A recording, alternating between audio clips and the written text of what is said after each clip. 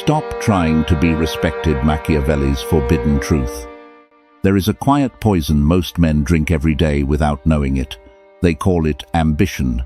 They call it discipline. They call it doing the right thing. But Machiavelli, watching kings rise and fall 5 centuries ago, called it what it really was: the silent disease of the weak, dressed in the costume of the strong, the need to be respected. You wake up and check who replied. You measure your worth by how others treat you. You speak softer when you should speak less. You explain yourself when silence would have ruled the room. Every move you make, every choice you defend, every sacrifice you justify is secretly aimed at one thing: to be seen, to be acknowledged, to be respected. But here is the forbidden truth. The moment you try to be respected, you have already lost it. Respect is not a thing you earn. It is a thing that arrives when you stop needing it. The man who chases respect is the same man who chases a shadow on the wall. The harder he runs, the longer the shadow stretches. By the end of his life, he has built a temple to other people's opinions and forgotten where his own throne was buried. Today we are going to dismantle, piece by piece, every illusion you have been taught about respect. Not the respect society sells you, the kind that comes with applause, titles, and approving nods, but the kind Machiavelli understood. The cold, quiet, unshakable kind that does not need an audience. If this already hits something in you, comment, "I take my throne back." Because the first act of true power is recognizing the cage you walked into. And let us begin. Truth number 1. The man who demands respect is the first to lose it. There is a strange logic to power that most people will never understand. The more you ask for it, the less of it you have. The louder you announce your worth, the smaller you become. Machiavelli watched princes throughout his life. He saw the ones who sat in their throne rooms shouting orders, demanding titles, requiring everyone to bend before them. And he saw the ones who said almost nothing, walked slowly, and let their silence do the speaking. Guess which kind kept their kingdoms? When you demand respect, you confess something terrible without realizing it. You confess that you do not have it. The secure man does not need a crown. He is the crown. The insecure man needs constant declarations, because the moment the noise stops, he disappears. Watch a child throw a tantrum. He screams not because he is powerful, but because he is powerless. He has no other tool. Adults do the same thing in suits. They raise their voice. They list their accomplishments. They remind everyone of who they are. Every word reduces them. Listen carefully. Every time you correct someone who underestimated you, you confirm their suspicion. Every time you defend your worth, you announce it was in question. Every time you remind people of what you have done, you erase the gravity of what you are. Real respect does not come from the noise you make. It comes from the silence you carry. From the room that quiets when you walk in, not because you demanded it, but because something about you cannot be ignored. Machiavelli wrote of an ancient principle. The lion does not roar to prove he is the lion. The roar is what comes after the throne is already his. The man who must convince others he is dangerous has already shown them he is not. So, stop trying, stop reminding, stop announcing. Become the kind of man whose presence speaks louder than any introduction. The people who once looked through you will start looking up at you, not because you forced them, but because gravity does not negotiate. Write this down. The day you stop asking to be seen is the day men cannot stop watching you. If you have ever felt yourself shrink while trying to prove yourself, comment, "I no longer ask for what is already mine." Because awareness is the first stone you place on the foundation of unshakable presence. Truth number 2, explanation, is the language of those who have already lost. You were taught from childhood that explaining yourself was a sign of fairness, that if you just helped people understand, they would respect you. That truth, spoken clearly, would defend itself. This is one of the oldest lies civilization passes down. Machiavelli watched it for decades. The men who explained their decisions were eaten alive by the men who never bothered. The princes who justified their moves to their courts lost their thrones to the ones who simply moved. Explanation is not strength. Explanation is the negotiation a weak man opens when he fears judgment. The moment you start defending your choices, you have already accepted that they need defending. You have invited the listener to become your judge. And once a man is your judge, he is no longer your equal. He is above you, even if you put him there yourself. The strong do not explain. They decide, they act, they live with the consequences. If someone misunderstands them, they let the misunderstanding rot in that person's own mind. They know the truth does not become more true by being repeated. Notice this in your own life. Every time you over-explained why you said no, you weakened the no. Every time you gave reasons for a boundary, you handed someone a checklist to argue with. Every time you justified your silence, you broke it for nothing. Explanation invites debate. Decisions end them. There is a quiet panic underneath every long explanation. The panic of being misperceived. The panic of being thought less of. The panic of being unloved by the people whose love you should have stopped chasing years ago. Machiavelli would say the panic itself is the master, and the explanation is only its servant.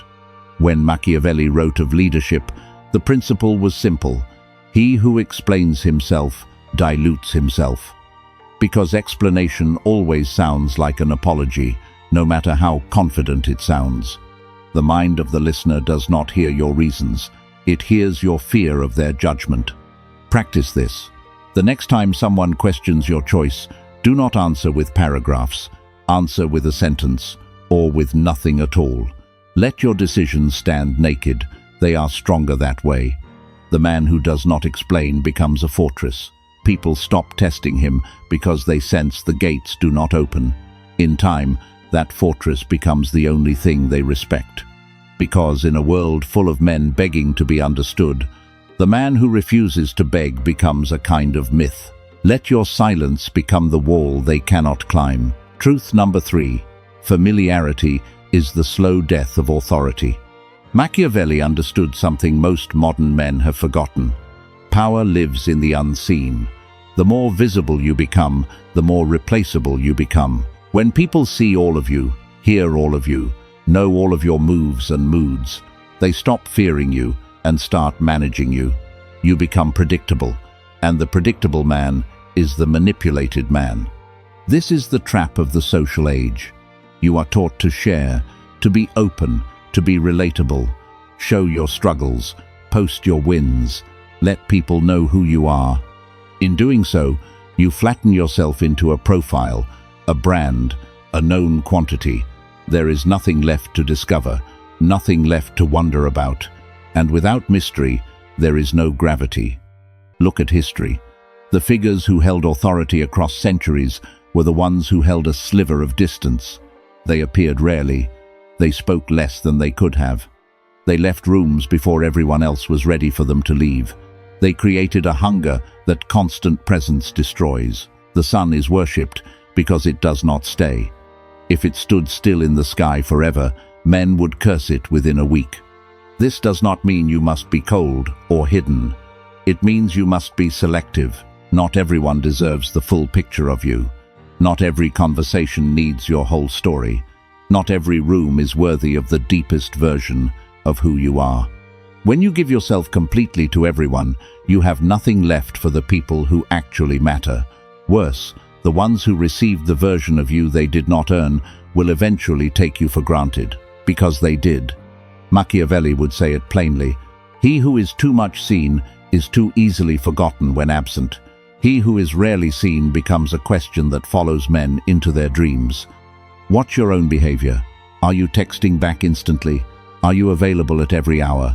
Do you laugh at jokes that do not deserve laughter just to keep the room warm? Every yes is a small abdication. Every reflexive response is a confession that you are reachable, manageable, decoded. Pull back. Speak less than you know. Reveal less than you feel. Walk into rooms and walk out without performing your importance. Let people fill in the blanks themselves. They will paint you larger than you ever could have painted yourself. The man you cannot fully see is the man you cannot fully forget. If you have ever felt the most respected version of you was the one you barely showed, comment, "Distance is my gravity." Truth number 4, mercy without consequence breeds contempt. You were told kindness was the highest virtue, that forgiveness was strength, that turning the other cheek would make you noble. Machiavelli looked at this and laughed. In the real world, mercy without teeth is not virtue, it is invitation. The man who forgives without consequence is the man who teaches others that betrayal is free. Listen carefully. Every time you forgave someone who did not deserve it, you did not raise yourself up. You lowered the cost of harming you. You sent a signal across every relationship in your life that crossing this man comes with no price. That signal travels faster than you think. Machiavelli watched princes pardon traitors, hoping to win loyalty. The traitors did not become loyal, they became bolder. They had now seen the limits of the prince's spine and found them generous. The same rule rules your life. The friend who took without giving and was forgiven now expects to take more. The partner who lied and was excused now lies more carefully. The colleague who undermined you and was overlooked now sees you as soft terrain to walk across. None of them feel gratitude. They feel calibration. They have measured you and found the depth of your tolerance, and now they will live just inside that line forever. This does not mean become cruel. It means understand the difference between mercy and weakness. True mercy is given from a position of strength after the consequence has been delivered, as a gift the offender did not expect.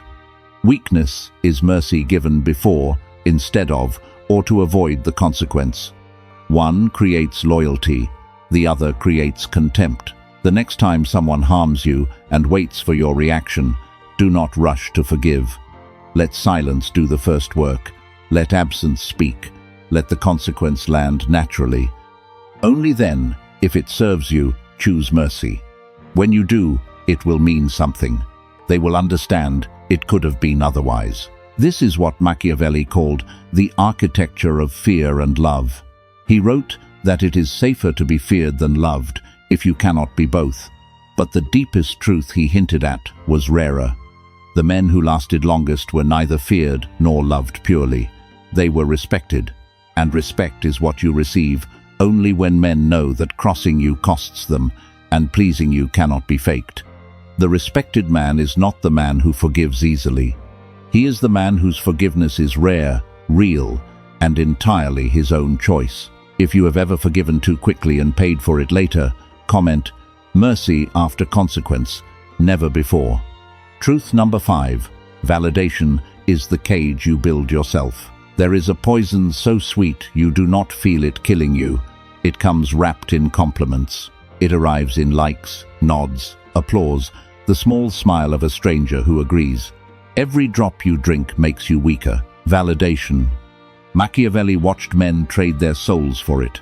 He saw kings change their decisions because the court raised an eyebrow.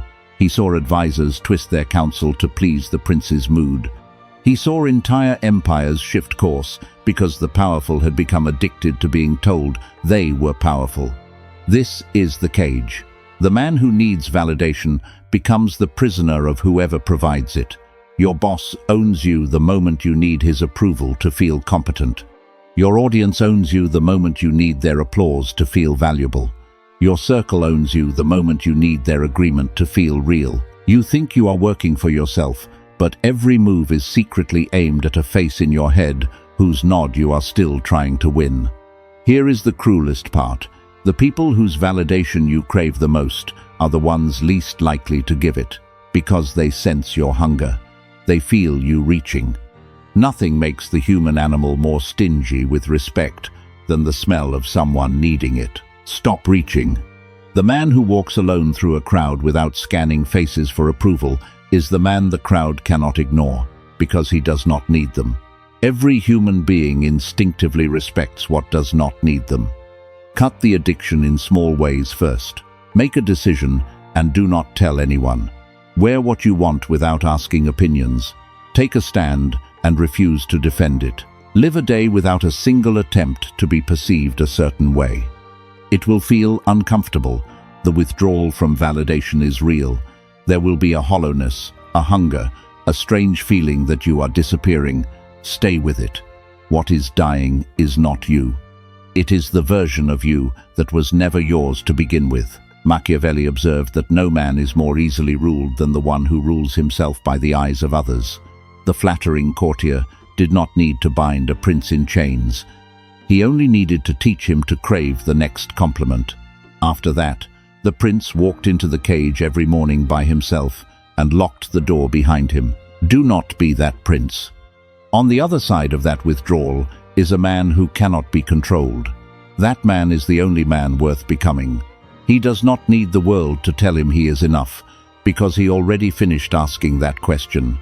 And the world, sensing that the question is closed, finally begins to answer it on its own terms. Write this down. The man who does not need validation is the only man who consistently receives it. Truth number 6. The respected man does not perform. There is a man you have met before. Perhaps you have been him. He walks into rooms and immediately starts adjusting. His voice changes pitch. His posture shifts. His humor becomes sharper or softer, depending on who is watching. He is constantly calculating what version of himself this room demands. This is the performer. The performer is never respected. He is tolerated, used, sometimes liked, but never respected. Respect requires a fixed point, a self that does not move, a core that does not negotiate. Machiavelli understood this in his observations of men of power. The ones who lasted were not the most charming, the most clever, or the most adaptive. They were the most consistent. You knew where they stood. You knew what they would do. You knew what they would never do. That consistency was a kind of architecture other people learned to navigate around and submit to. The performer believes versatility is power. He thinks being all things to all people gives him reach. It gives him erosion. Every adjustment shaves a layer off the self, until what remains is a hollow shape that responds to whoever is in front of it. People sense this. They cannot articulate it, but they feel it. Something about the performer makes them not quite trust him. Something tells them he is not real. The moment they sense that, respect becomes impossible. You do not respect mirrors. You respect mountains. Look around you. The most respected man in any room is rarely the loudest. He is rarely the funniest. He is rarely the one working hardest to be liked. He is the one whose face does not change when the conversation turns. The one whose answer is the same, whether the powerful or the powerless are listening. The one whose silence carries the same weight in every direction. Stop performing, even at small costs, especially at small costs. Be the same man at dinner with your boss as you are with your closest friend. Tell the same truths, hold the same opinions, carry the same silence. The cost of being known as inflexible is far less than the cost of being known as fluid. Machiavelli would say it like this: the man whose face does not change is the man whose throne does not move. This is the irony. The performer thinks he is winning every room. He is losing every soul. He walks away from interactions feeling like he handled it well. The people he handled walk away feeling like they met no one at all. Be someone they meet. Even if it costs you the room, especially if it costs you the room. Because the rooms you lose by being yourself were never your rooms to begin with.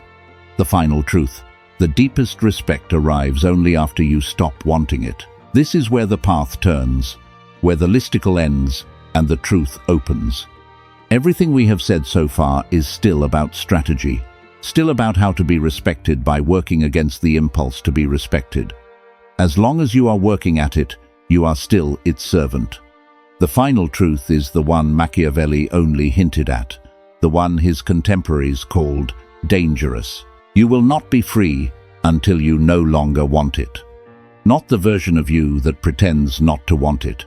Not the disciplined performance of someone who has read enough books to seem above it.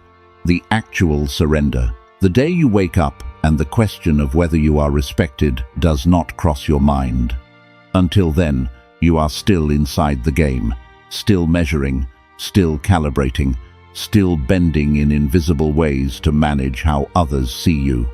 On the other side of wanting is a strange country, a country where you act without measuring the reaction, where you speak without monitoring the room, where you live without auditing the impression you leave behind. In that country, something happens that no strategy can engineer. You become the man other men cannot stop watching. You have left the arena where they are still fighting. You have stopped competing for what they are still bleeding to get. Whether they know it or not, every one of them feels it. They feel the gravity of a man who has nothing to prove. They feel the silence of a man who is not asking.